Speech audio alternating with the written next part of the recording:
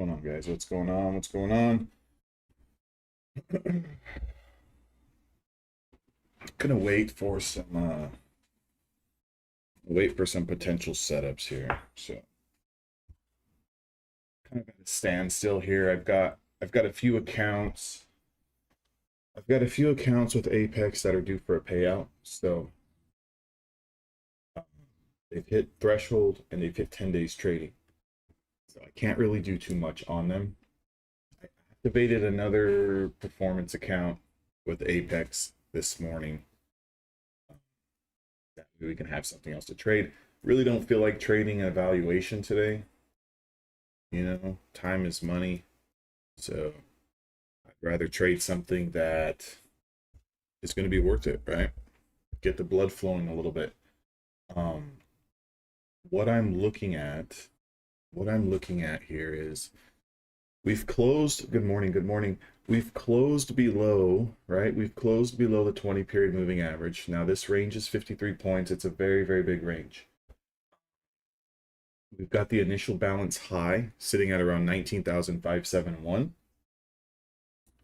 And then we've got the initial balance low, which is 19,440. Here's the only thing I don't like about this 20 play is that it's taken so long to confirm, right? It's taken so long to confirm 5, 10, 15, 20 minutes. And we've got this initial balance high here. But if we do confirm to the short side, hey, Marie, how's it going? If we do confirm to the short side, that puts us back inside the initial balance, which could tell us that there's more potential downside. Now, right now, we always have to think about the other side. What if this is just a break of the initial balance high, a pullback as a back test, and this is a good spot to load, right? So any time we get in those type of scenarios, for me at least, I don't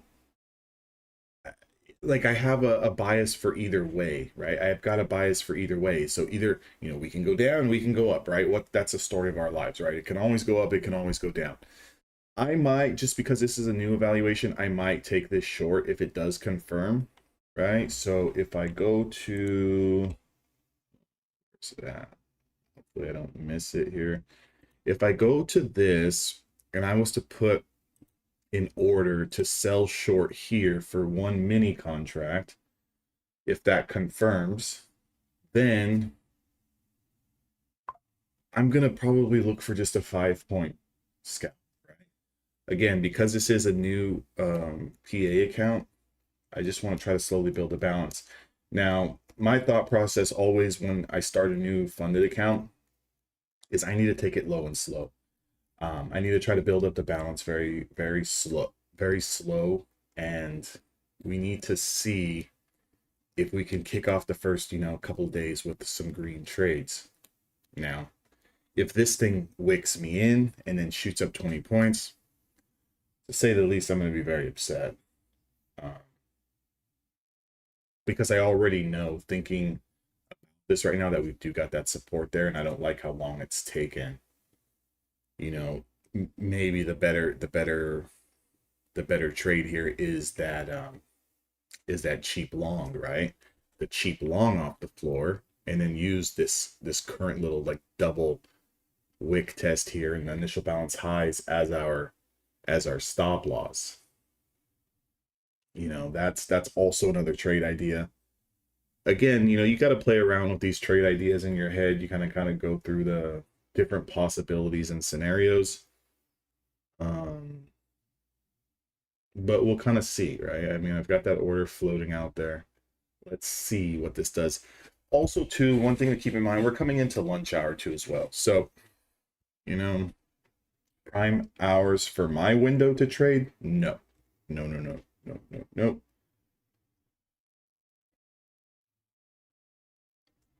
So ultimately, what that means for me is that if you've been listening for the past couple of minutes, there's a lot of different possible scenarios, right? There's a possible scenario where we get back into the initial balance and we drop.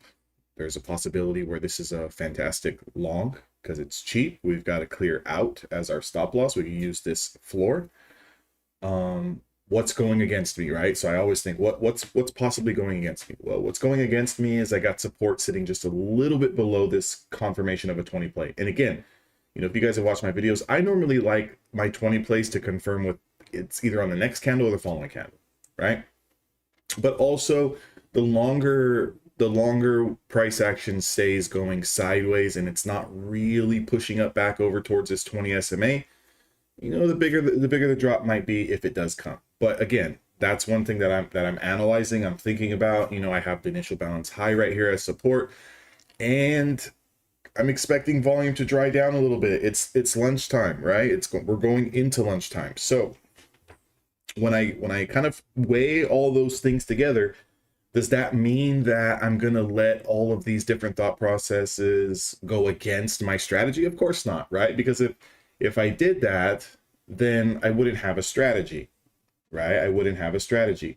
So when you think about that, you have to trust the strategy. You have to go with your setup, but you also need to be mindful, because if it doesn't work, it's not a time to sit and pout and ask yourself, why the hell did this setup not work, right? Why me, right? A lot of times traders will do that. Why me? You know, how come every time I buy it goes down? How come every time I short it goes up? You know, they start playing this game, this emotional, this mental game with themselves that leads to paralysis of future trades. The whole idea here, the whole idea behind trading is longevity. Okay, so in order to have longevity, we need money. Okay, whatever you think you need more. Okay, now if you're trading prop firms, that means you need more accounts. You know, if I could have 100 accounts, I would have 100 accounts, because I have more money to play with. I have more drawdown. I've got more opportunities to take trades. Okay, so whatever you think is okay, oh, I've got 2 funded accounts, I'm working on 1 evaluation, I've got 10 funded accounts. It's not enough. It's never enough. You have to be a savage in this business, right? Where you've got to have enough of an ego to know that you know your shit and you know what you're doing, but not so much of an ego to where, you know, you think that you're never going to lose a trade. Because again, you're going to lose trades. But when you think about trading, it comes down to longevity, right? I can go back to my other chart here until this confirms, because I've got that order out. When you think about longevity, right? You think about longevity, it's not about what happens on this one particular trade. Now, I'll run you through a scenario. Okay, I'll run you through a scenario. This is a new account with Apex. It's got $2,500 drawdown. To be honest, I'm willing to risk $500. I'll risk $500 on this one particular trade in attempts to just make something on it, right? 5, 6, 7, 8 points. Because of the fact that I know that if I do lose this trade, right? If it does trigger me in and I do lose the trade and I lose $500, so because what is the real cost of losing the $500? That it's going to set me back a couple of trades. Okay, so what, right? You know, we can sit here and find 2 or 3 trades in a session. We can find 4 or 5 trades in a session that can get me back. I still have drawdown. I'll still have $2,000 left of drawdown to kind of play with on the account. There's no harm, there's no foul. Now, if I lose the $500 in one fucking trade, then this account it will be done today. I mean, there's nothing more that I can do. I'm not going to go out there and risk $1,000 today on subpar setups.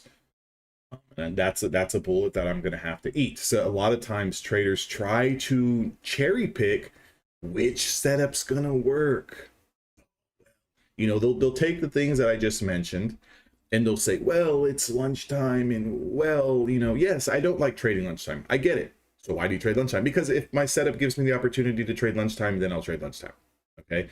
So if I take the loss, it's going to be like, well, you know, if you don't trade at lunchtime, this, that. But it's like, how do I know, right? Every trade is individual of itself, right? So that's how you have to think about it. You know, you think the market knows if you won your last 10 trades or lost your last 10 trades? Do you think that the market cares if you lost $500 or $5,000? You think the market knows or cares that you're $50 away from passing a prop firm evaluation? Do you think the market knows any of that? No, right? So if you break it down that way and you understand that every trade is individual of itself, you start to work in blocks, right? And I've been doing a lot of back testing on kind of refining the system for a lot of the members in Evolution Traders, which I'm going to expand on a little bit more for them. But we have to start thinking in terms, right? We have to start thinking in terms of, as soon as I put this trade on, I'm looking for the next one. I'm already looking ahead, right? I'm already looking ahead towards the next trade. Why? Because this outcome means nothing. You know, if you operate at a 70% win rate, I've got to get through at least 10 trades, 100 trades before that 70% win rate is going to pan itself out. The numbers are the numbers. Let the numbers do whatever the numbers want to do. But a lot of times we get stuck, and myself included. I'm not perfect. I'm not a freaking superhuman trader. I make mistakes all the time. You know, 10 years I've been doing this, going on 11. The same shit arises, right? So if you magically think one day, once you quote unquote get it, that you just don't lose anymore and that everything is easy, I'm here to tell you that it's not. Okay, I'm here to tell you that it's not. It's not going to get that way. It's not going to be easy. It's not going to do this and that, right? The only thing that gets easier is the reaction to the loss, because you know that those losses are coming, but you also know the wins are coming, right? So when you know the wins are coming, okay, when you know the wins are coming, what do you have to do? You've got to get to the next trade. You've got to get through it. You've got to get to that next trade. Now, if you get into a trade and you know for a fact you're supposed to stop out at X amount of dollars, again, I believe everyone should have a daily loss limit separate from what their prop firm is going to allow you. Okay, separate from your max drawdown. You've got to have some type of risk management in play to control yourself. And if you can't control yourself, that's your fault. It's your fault. It's not the market's fault. It's not because we're chopping. It's not because of this. It's not because of the news. It's not because of earnings. It's not because of, you know, J-Pow, aka J Boogie. It's not because of any of that. It's your fault. You are the operator. So operate accordingly. Okay. The setup I'm looking for at the moment, 20 SMA. Yes, I'm looking for the 20 SMA. Right now we're trading below the 20 SMA. Right now it's also been 5, 10, 15, 20, 25, 30. It's been 30 minutes since we've been trading under the 20 SMA. It's pushing back up towards the 20 SMA. I was looking for the short. I'm looking for the short below whatever the low is here, right? So I'm looking for the short below 19,577. Now, whether I get that or not, I have no idea, right? I've got an order sitting there, but whether that gets tagged or not, I have no idea. Like, as I was mentioning earlier, I've got initial balance high that's sitting just a little bit tad below, right? My low here is 19,577. My initial balance is sitting at around 571. So do I get my 5 points or not out of this trade? I don't know. I don't know, but I'm only take my stab at it. You know, I figured I would come on and and just you know, see if we can catch something, right? It is what it is. Again, yeah, I've been asked before, you know, the live trade and stuff, just so people can kind of see. The only thing is it's boring, right? Not necessarily for me because I'm sitting here. It's just boring to watch because there's a lot of times where, you know, I'm just going to ramble because there's nothing going on. It's like, you know, this game is a constant game of patience and waiting. You're always waiting for that setup. You're always waiting. So, again, it is what it is. But we'll see. You know, we'll see if people like this type of content.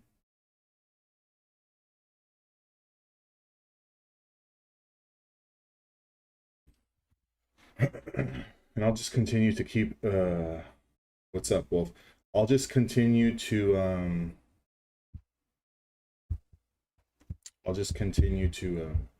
keep looking for setups and marking out levels. So did I take the short at the first cross there or currently in a trade? No, I'm not currently in a trade. I'm waiting for this trade to confirm. So again, look at, we got a nice meaty, juicy pullback here, right? I mean, could someone have taken momentum, right? Could you have taken momentum on this breakdown? If I was like if I was a trend line trader, I mean, I could look at like this break here, right, as a potential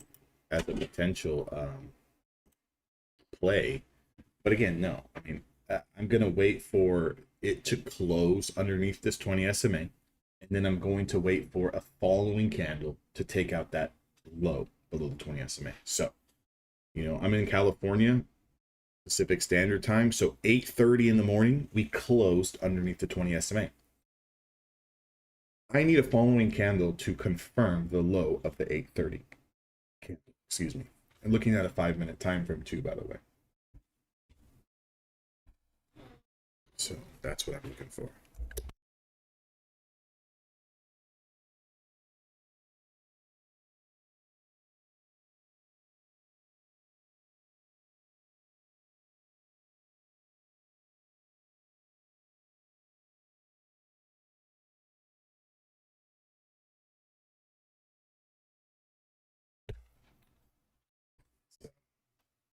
I'll cancel this order if we get back over the 20 SMA. I might look for the long, right, on the continuation. Because when you think about it, right, when price is broken out of the initial balance, that's normally signifying that it's a trend day, okay? So normally what you're looking for is you're looking for those pullbacks. You're looking for those continuations of the trend, okay? So the trend is up today. This pullback doesn't signify that we're coming all the way back down. It doesn't signify that. But this pullback is the first attempt to retest the initial balance, right? So when you have a failed initial balance, and again, for those of you guys who are new or don't understand what initial balance is, the initial balance range is just nothing more than the first hour of trade. You're taking that high, you're taking that low. That's your initial balance. That's your range, right? That's your range. So when traders try to say that the day's choppy, but we've been pushing over under we've gotten out of the initial balance range, I sit back and I think it's comical sometimes, because right now, can you say that the market is choppy? Sure. But the overall day has not been choppy. There's been plenty of long setups. There's been plenty of opportunities to make money. Okay. So when you look at it, I mean, excuse me, this top line here is the 30-minute opening range high, sorry. But the 30-minute opening range high is a level that I look for. So when people say that it's choppy, I mean, I don't know if I believe that, right? There was an active 20 SMA play early in the morning that confirmed, right? You would have won. You could have taken the opening range break after the first 30 minutes. That was a winner. And that initial balance level was, I'll put that level here too so we could see it, is here. Right, so this is the initial balance high. I just don't like having too many fucking lines on my chart. I've got enough on my side screen here with all my moving averages. I hate putting more lines, but the initial balance high is here and the initial balance low is there. This is your 30-minute opening range.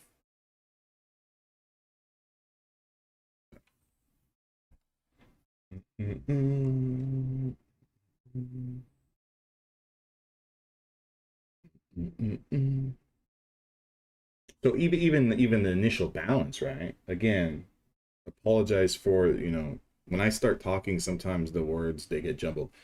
The green line is a 30-minute opening range. This is a trade that we take in Evolution Trader. So the 30-minute opening range, that's the green line. The 30-minute opening range low, that's the red line. Our initial balance is sitting right here. That's the first hour of trade. That's the high. And then our initial balance low is here. It's the same one. So again, jumbled up the words. But what I'm trying to say, and then I've got the pre-market highs here, right? Which I could probably take the pre-market highs level off. I don't need it anymore. Let's take that off. That way it looks a little bit more cleaner. And I've got a high of day here. So again, that's the levels, right? So as we push into initial balance high, right? As we push into the initial balance high, what's the thesis? Oh, well, we took out the 30-minute opening range, we came back, we back tested it, it was a cheap long, right? When I mentioned this, it could have been a cheap long. You could use this double wick bottom here as a as a cheap long, use it as a stop loss, and then get into the long side. And, you know, you would have made, I don't know, 15, 20 points. Let's see what we got here.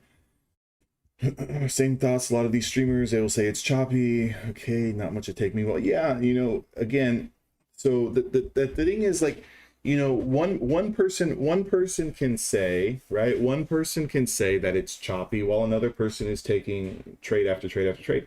You know, we all look at the same charts, right? What I'm looking at on my screen is no different than anything that anyone else is looking at on their screen.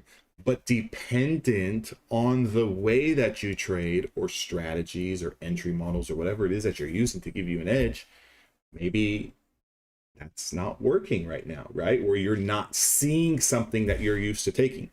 Versus you could have someone else that's like looking at the chart a completely different way. Same candlesticks, but they're looking at the chart a completely different way, you know, where they are finding those opportunities, you know. But all in all, from a macro perspective, is today a choppy day? I don't think so. Like, I wouldn't classify today as a choppy day, because if you notice, off the open, we get that initial trap, right? Here's the open. We get that initial trap short. We set the low of day, right? We set the low of day, an immediate reversal, right? Classic. Market flushes, all those early shorts get trapped, and what happens? They get squeezed out of their position to the top side. Now, once we do put in a little bit of a high here towards the, you know, top of the hour and then the hour, if that move fails, right? If that move fails, then we can start saying, okay, well, maybe there's going to be some type of short-term reversal here, right? But all in all, if we're trading higher than the open and we have not taken out the low of day, it's not a choppy day. Now, a choppy day would be an immediate trap off the open, a push higher to get those shorts out, a failed move here, right? The failed move would be here, and then back into the range, back down to the bottom, sweep, back into the range. That's a choppy day. Like, when you start identifying those days, well, then shit. Those are days where you kind of want to sit back a little bit more. You don't really want to be too involved in those days, right? You know, so it is what it is.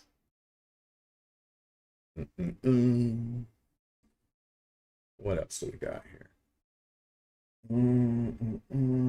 Things I say. That process is, yeah, you got to size down now, and that's a. I'm gonna cancel, guys. I'm gonna hold on. I'm gonna cancel this just because we're pushing up. I'll wait for another setup. But let's just cancel. Let's cancel that. Make sure that's off. Winner Circle. I'm still looking for another trade. I just activated a new PA account today. I activated a new PA account today for Apex, so I'm gonna see if I could try to pop off one trade at least. You know, a couple trades maybe. We'll see. See what it does.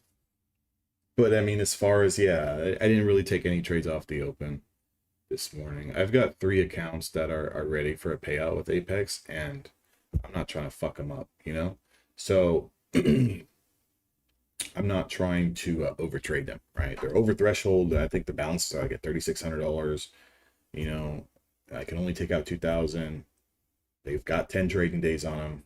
I don't need to do anything with those. That's an easy $6,000 payout, guys. We closed over the 20 SMA here.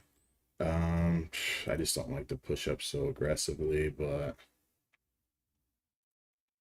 you know, let's see if we get that confirmation. If we get that confirmation over on this 20 SMA, let's see if we can pop it for just a little bit. Only thing I don't like is that I don't like the previous candle being so aggressive. But we'll see how this plays out. If it gets me in there.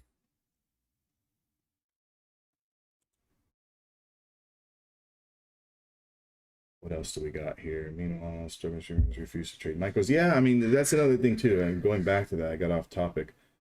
But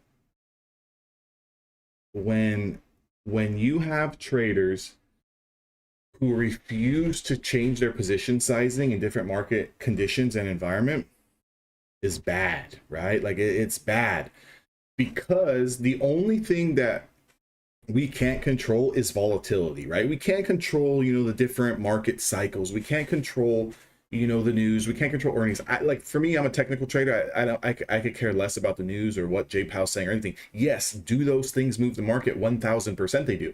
But guess what? They also still got to come through my levels and it's got to do something on the chart, right? So I'm not looking to, be so focused on what the hell's going on with what everything else is going on. Like I got enough to focus on as it is, with just reading the price action.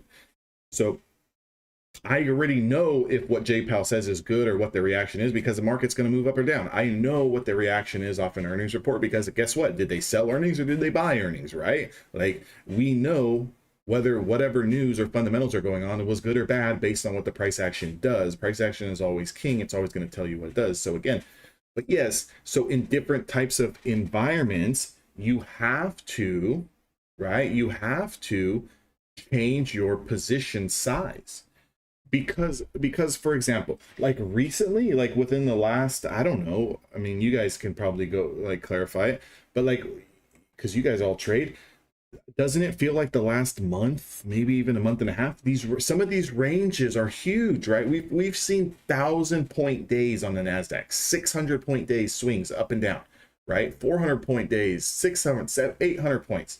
Those are big ranges. They're big ranges.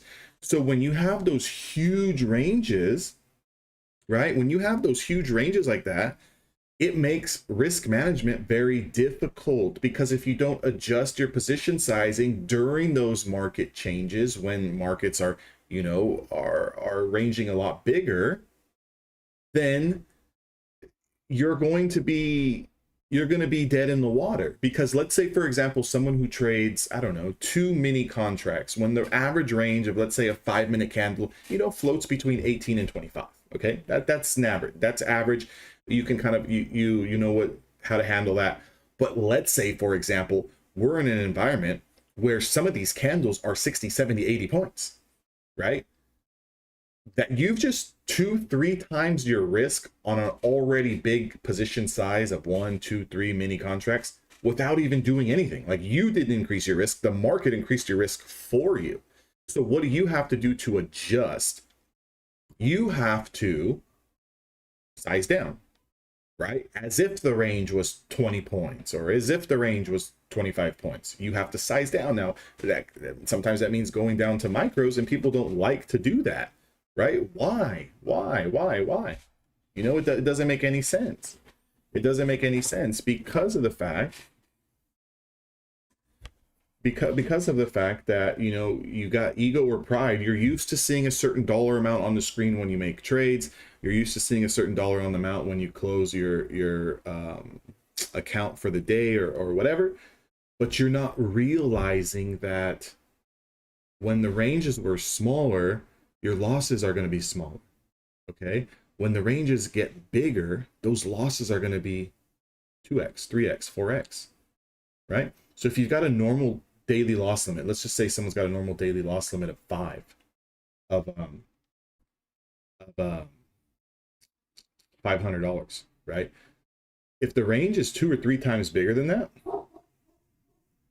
your range is going to be, your daily loss limit is going to be closer to $1,000, $1,500, right?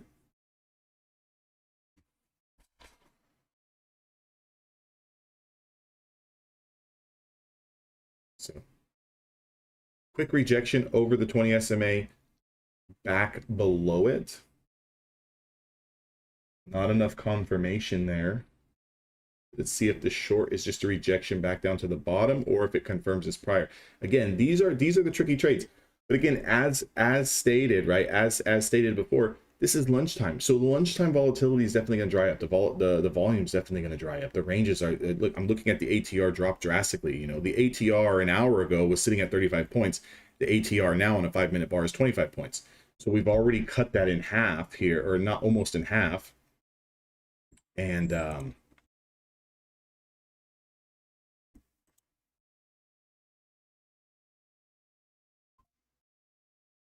And now that we've gone down a little bit in range, you're going to expect these moves to be a little bit more choppy, right? You're going to expect these moves to be a little bit more choppy.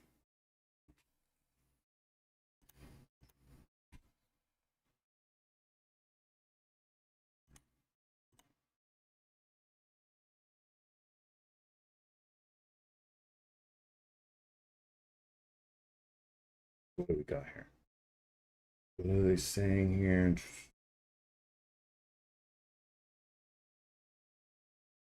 Micros $30-$60 per trade. Yeah, I've told people that.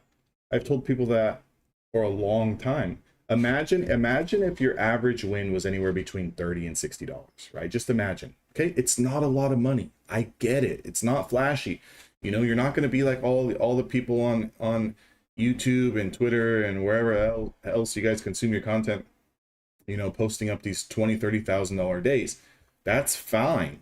Those days are fine, but what you have to think about is that if you can spread your risk out to where your average winning trade is anywhere between $30 and $60, and you know your strategy gives you 3, 4, 5 setups a day, right? And just, I want to go back here, guys. I'm in this short position here. I'm just looking for a quick 5 points here, whether this confirms or not. I might just wrap this up a little early. I don't know if it's going to really flush. I should have closed already. If I had a hard take profit, it would have filled, because I was talking and I didn't see it. It's back to break even. But again, I mean, I'll give this a little bit of wiggle room here, but I'm not trying to give it much. You know, we're just going to look to try to take 5 points off this thing.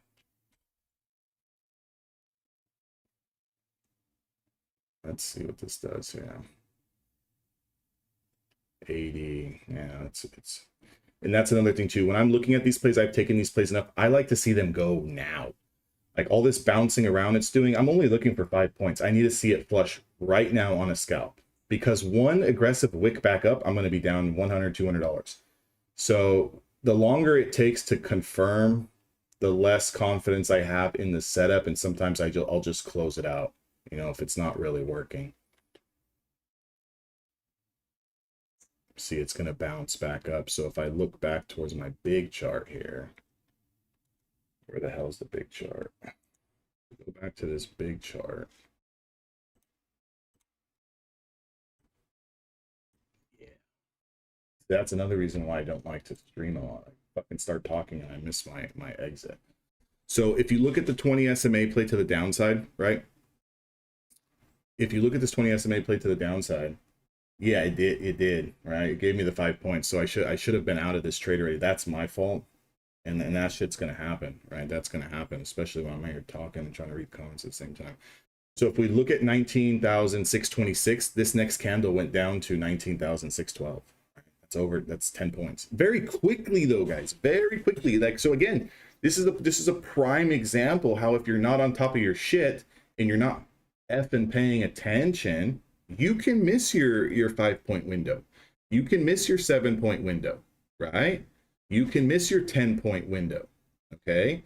So set a hard stop loss, right? Like have an ATM strategy, have something in there that's going to automatically get you out. So that way, in case, you know, you're doing something, you look away, you're doing all this other stuff, you can simply just have the trade auto trigger and you can manage your stop loss manually. You can also set a hard stop loss. But again, I mean, you can do it.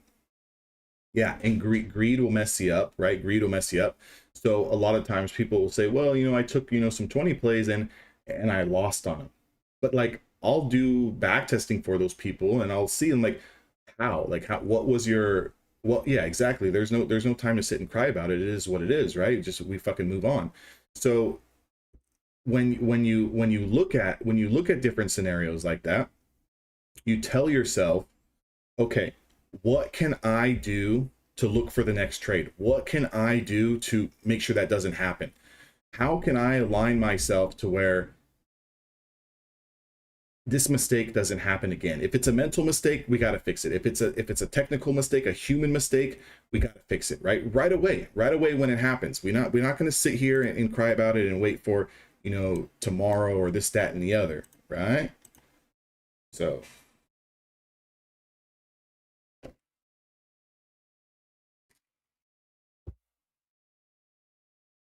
what else was I saying before that?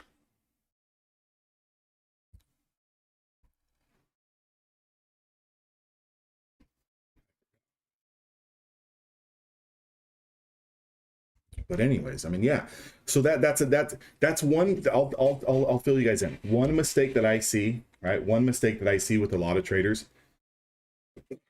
I've been trying to work with traders for, I don't know, I think it's going on 4 years now.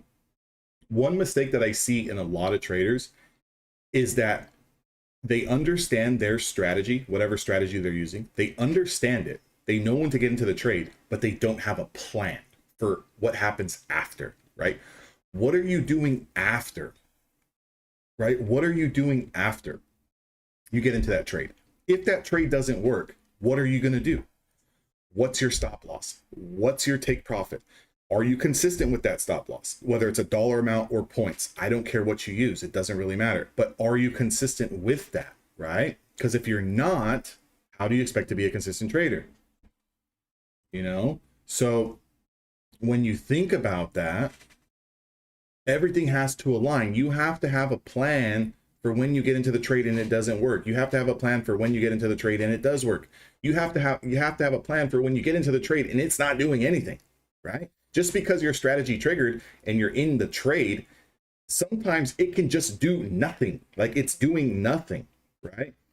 Or you're in a little bit of profit, but you can visually see it's not working. It's not working. So what are you going to do in that scenario? If it's not working, are you going to sit there and be greedy and say, okay, I've got to hold this. It might work. It might work. It might work.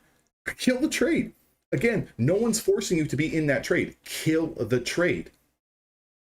You know, well, I was only looking for $80. I was only looking for $100 and I was at $60. And it kept going between 40 and 50. Kill the trade. If you don't like it, get out of the trade, right? Like you got to be heartless. Kill the trade. There's going to be another one. We move forward. We look towards the next trade. Okay, that's a great point. That's a great point. And this happens a lot to a lot of traders with lack of experience. If the trade doesn't work instantly, right? If the trade doesn't work instantly, you're wrong. But again, based on your strategy, how long, like if you start looking at your numbers, you start looking at your data, when you win trades, how long are you actively in that trade before it hits take profit? How long? Is it a minute? Is it 30 seconds? Is it 10 minutes? Is it 20 minutes? Those are the numbers you have to play off of. You have to play off those numbers. Now, if let's say 70% of your trades work between 1 and 7 minutes, right? Like 1 and 5 minutes, even that's a big window. And you're in a trade for 20 minutes and it's not working. What do we think, right? What do we think? You know, you can even go by candles. If your trade doesn't work within 2 or 3 candles, get the fuck out of the trade, right? Just get the fuck out of the trade. Well, it ended up working on the 5th candle. So what? So there's not going to be another trade, right? Think about it. You're not going to get another opportunity to take another trade setup. I'd rather kill a trade, you know, down $200 than to sit in a trade 10 candles past my window that I normally know it takes to work and be down 2,000, right? Makes sense? You know, kill the trade.